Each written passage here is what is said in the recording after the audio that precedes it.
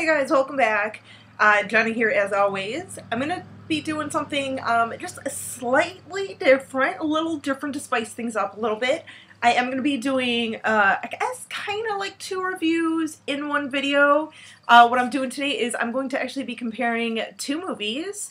I'm going to be talking about an original movie and then talk about the remake to this movie. Something that I'm hoping to maybe do every once in a while. I don't know if I'm going to make it a regular thing, but just something to have fun with, something to spice things up a little bit. So what I'm going to be doing today, you guys couldn't tell by the title of what movies I'm talking about, I'm going to be talking about the 1980 horror classic, Friday the 13th, and then I'm going to be talking about the remake from 2009, Friday the 13th as well. Now, I may go into parts 2 through 4 just a touch, maybe when I'm talking about the remake, just give you guys a heads up, but this is mainly going to be, like I said, the original compared to the remake. So, let's get into it with talking with the original 1980 classic, as I said, Friday the 13th, starring Betsy Palmer, Adrienne King, terrific little cast. Kevin Bacon was in it. Great little cast.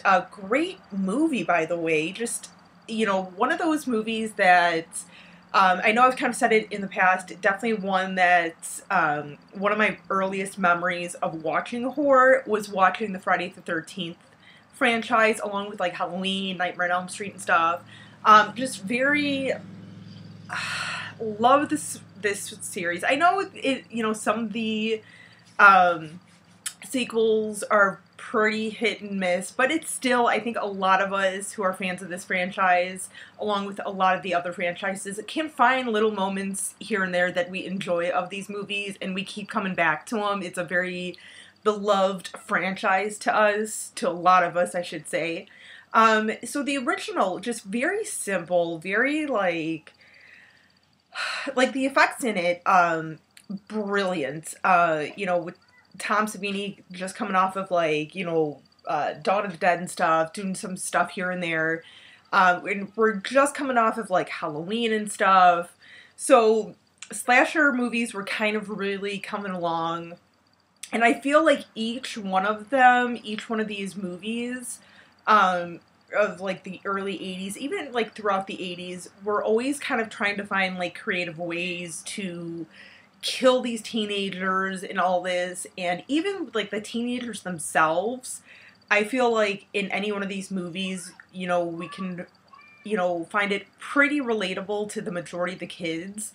Like, in this first one, like, I know, like, the one that we're supposed to kind of look forward to being killed will be Ned, because he's kind of like the prankster, he's a little bit, he's supposed to be kind of annoying, but even for me, I'm like, I still get, like, upset with Ned's death, because I'm like, I like him, like, he's not that annoying, but, you know, he has to die, but no worries. And we don't really see his kill, we see, like, the aftermath of it, which, no worries. I mean, that's another one of those nice things about these movies, is you didn't see every kill, but you saw the after effects of it, you saw the aftermath of it, you know, and I like that, I like it.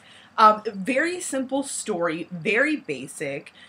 You know, kids trying to, you know, set up the summer camp, get it ready for operation for the summer before the kids come. You know, we're about 2 weeks out of the summer camp and everything. And, you know, then we get this, you know, we don't know at the time who it is until the end, but, you know, someone's coming in, killing these kids one by one, being all stealthy and everything. You know, the kids are kind of like, you know, out of touch, have no clue what's going on. Obviously, they have no idea what's going on. And then, like, you know, obviously the last 2 kids, Adrian Curry and Bill, they're kind of starting to wise up, like, something's not right, so they're trying to get away. Bill obviously ends up dying, and we're like, ah, that sucks, you know, she should have been with him, like, this whole time, screw Steve Christy, you know, and his little crustiness. And that's the other thing, like, Steve Christy, who is trying to kind of, persuade, kind of, like, get with Adrienne King's character, Alice, you still, like, even though, as more as, like, I'm an adult when I watch the first one, like, Bill Christie, I'm like, oh, he's slightly, like, creeperish, like, dude, like, she wants nothing to do with you, whatever, it was a little fling for her, whatever, let her figure her own stuff out, whatever, but, it's still kind of like, you don't really want to see him dead, like, this whole cast, you're kind of like, like I said, likable characters and everything, simple story, great kills as always, and then Betsy Palmer as the killer is just like, great movie. I think it just, it's a classic for a reason. I mean, I can watch this movie over and over again. I mean, I think I've seen that first one. I think I've seen the first Friday the 13th. Wild guess, probably 116 times. It's just like a guesstimation. And literally, no joke, I probably have seen it about 116 times. Give or take a couple of viewings. But yeah, just, like I said, it's, it's such a great movie. You can get into it. And plus, too, I feel like because it was such a low-budget movie and it was, like, the first film for a lot of these people or, like, one of their first projects, you kind of feel, like, that enthusiasm kind of coming off the screen. Like, you could, I think that's what makes it so likable. There wasn't, like, Paramount released it and everything, but I don't think that they signed on for it until, like, after the movie wrapped, maybe, or something, but it's just something where you feel like, like, the company itself wasn't totally influencing, like, the direction of the movie and everything, which, that's what I like. That's what I like about a lot of these low-budget movies, and I know as, like, the 80s went on, and plus with sequels and stuff, film companies were having more and more say in these movies and stuff because they're seeing, like, the success of other movies. But it's still, some of these, movies, Friday 13th, it just, you could feel that. And it's like, you could feel the hard work of these people doing this movie. They just want to have fun, make a decent horror movie, and just kind of hope that it's, kind of made some traction, that it would find its own audience. Little did they realize that this movie was gonna, like, be huge. I think they were just like, okay, if it can kind of find a moderate amount of success, even if they could, like, break even, they were like, they would have been happy with it. And once again, that's what I love about this movie. And even with the sequels, it's kind of like, as bad as some of them are, it's still like, still love them. So on to then the, for me, the dreaded remake slash reimagining slash reboot, whatever you want to call it. Where do I even begin? I'm gonna give you a warning right now. This is gonna be a lot of me kind of bashing this movie. And if you guys like the remake, more power to you. I respect that. You guys know me. I'm not gonna hate on you guys if you tell me that you enjoy this remake, reboot, reimagining. I feel like it's a clusterfuck, basically. That's, like, the one way I can describe it, is it's a clusterfuck. Okay, so let's see. Where do we begin? So, movie opens up, and it's basically like the last couple of scenes of Friday the 13th, the original. We see Pamela Voorhees and Alice, fighting on the beach or whatever on the waterfront. Alice beheads Mrs. Voorhees. She's dead. Alice runs off, whatever. And then Jason, instead of popping out of the water, comes out from the woods, stumbles upon his mom, realizes she's dead. And I feel like they should have maybe gone a little further with that. I feel like they should have maybe taken the opportunity to maybe do a little bit of a backstory, do a little bit, sort of like how Rob Zombie's remake of Halloween was, where, because I know I've kind of stated in the past where, like the Halloween remake did not need that backstory and everything. It just was very out of place for that movie because Michael Myers should have stayed mysterious. He didn't need the backstory. The backstory I feel like would have worked very well in a situation like this. Like I know we got a tiny bit more of a backstory in like the remake to Nightmare on Elm Street, but this one was just so like, oh, we gotta like kind of tie it in. Okay, okay, we got it. Great, moving on. And then it like fast forwards to a group of kids, you know, going out camping and everything, and then, you know, of course, here comes Jason, kills them in pretty rapid success. I feel like it's almost like I feel like they almost had two beginnings that they couldn't like decide on which beginning to use, so they were just like, let's just use both. Whatever. But it does tie in with the rest of the movie because, as in part 4, the one brother is looking for his sister that like disappeared like a few days before or something, and he's out looking for her and is like, you know, no, it's all about Jason and everything, and it kind of basically did his homework, and, you know, so you're kind of like, okay, you know, he's got to find his sister, even though we know she's dead. But whatevs. This one, though, it just, like, I feel like the guy was kind of, like, I feel like he probably is, like, the one character that I should at least be somewhat invested in and everything, but I wasn't. You know, I really wasn't. It's like, whatever. Okay, you're finding your sister, you know shit on what you're doing, whatever.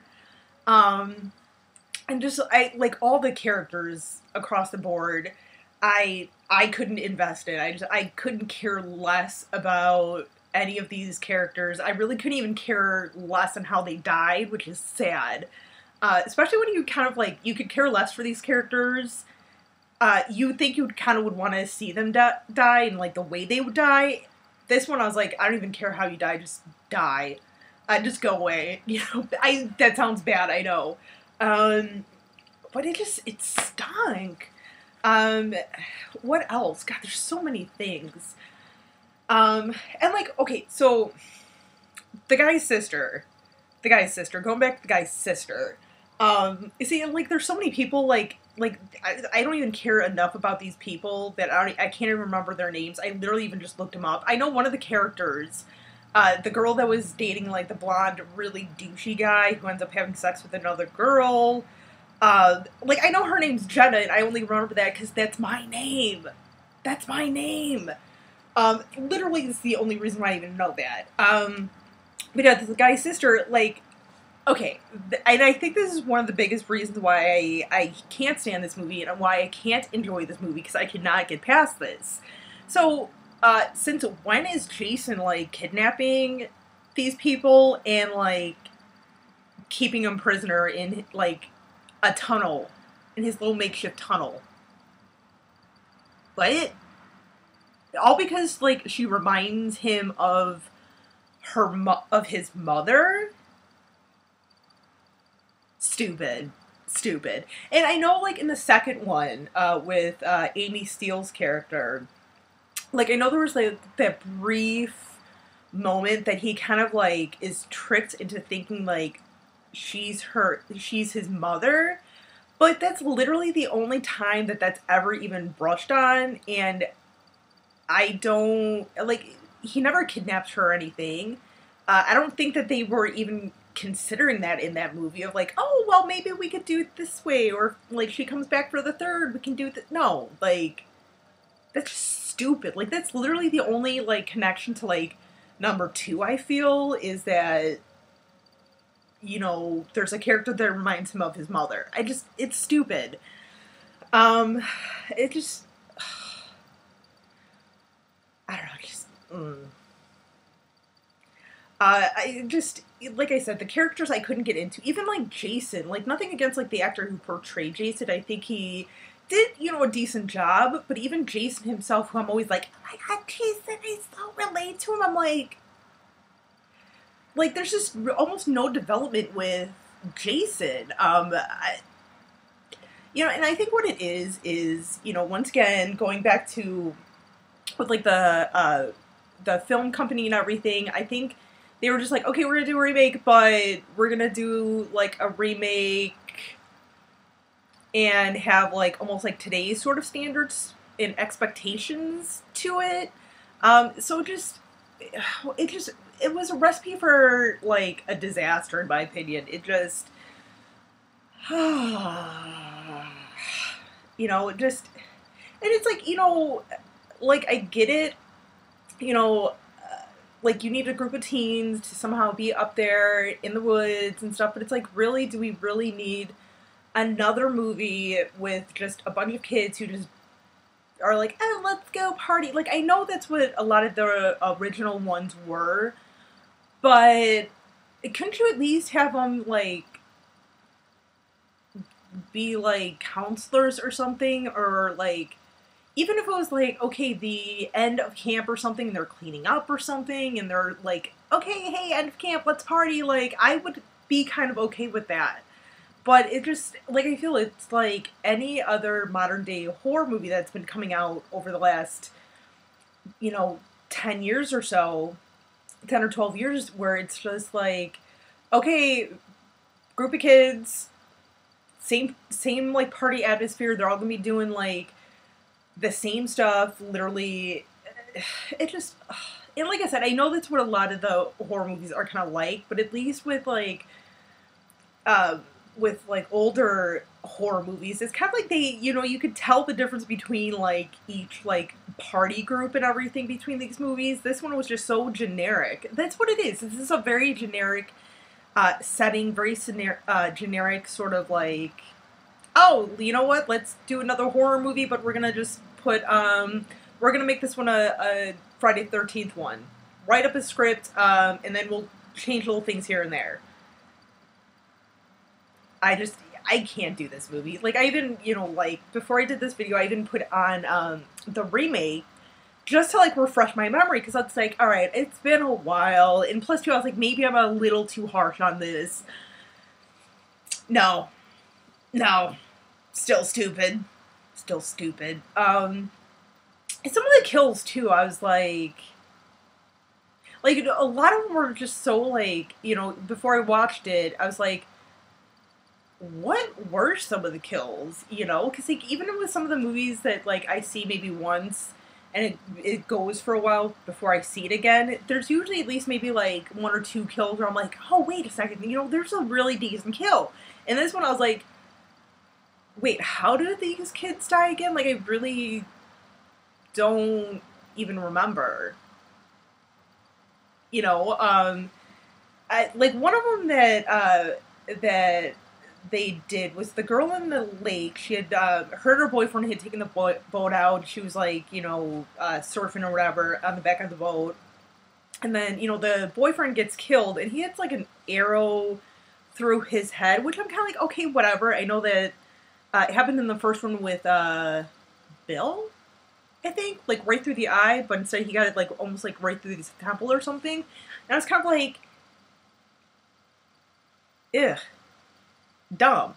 I feel like that's still pretty forgettable. Like, I'm probably going to do this video and then probably forget about the kill. But the other one, that I kind of gotta give him a little bit of credit for, though, literally the one and only kill that I actually, enjoyed was, that girl in that scene, the girlfriend, you know, so she falls off the ski or whatever, and is, like, swimming under the dock or whatever, because Jason's watching her, and he literally takes, like, the fishing rod or whatever it was, the whatever, we're gonna call it the whatever, and, like, boom, right through her head, and I think comes down through her, no, it doesn't come down through her chin or anything, but, and then kind of, like, he's pulling it off her, and she kind of, like, you know, her whole body kind of goes up with it. Like, that one's, you know, I give her a little bit of credit, you know, I kind of like that one. But literally that's kind of like the only thing that I liked out of it. It was like, eh. And of course, like at the end, you know, the brother and sister are reunited. He saves his sister, and then you know, Jason comes popping out of the dock, and it's like, okay, yeah, whatever, whatever. It just, I don't know. I really wasn't happy with the remake. Like I said, if you guys enjoy the remake, kudos to you for liking it. I wish I could like it, especially too considering it's Friday 13th, and like I said, that's a franchise that I do hold very near and dear to my heart. Maybe that's why I don't like it, because there's so many things that I'm like, what? What? Like, what is this? So yeah, like I said, it just couldn't stand it. So for me, if I were going to be recommending either of these movies, I'm obviously going to have to recommend the original one, the original 1980 classic. And I don't know. I think the remake needs to just get burned. I don't know. I don't know. And you know, it's gonna be it's unfortunate too for anyone who might watch this remake first instead of like at least watching like the original one, because I feel like people are gonna be like, okay, well that's stupid. That's stupid. The whole series was completely stupid. Just me though. Just me. But yeah, so that's my little take on the two. Hope you guys enjoyed it. Like I said, I hopefully will kind of do this again. Hopefully, you know, get a little better at doing it. But wanted to give it a try. I hope you guys liked it. Until next time, maybe Horror Pack if it gets here. Maybe something else. I don't know. But till next time, guys, as always, stay creepy and classy. And as always, a little bit classy. Take care, guys.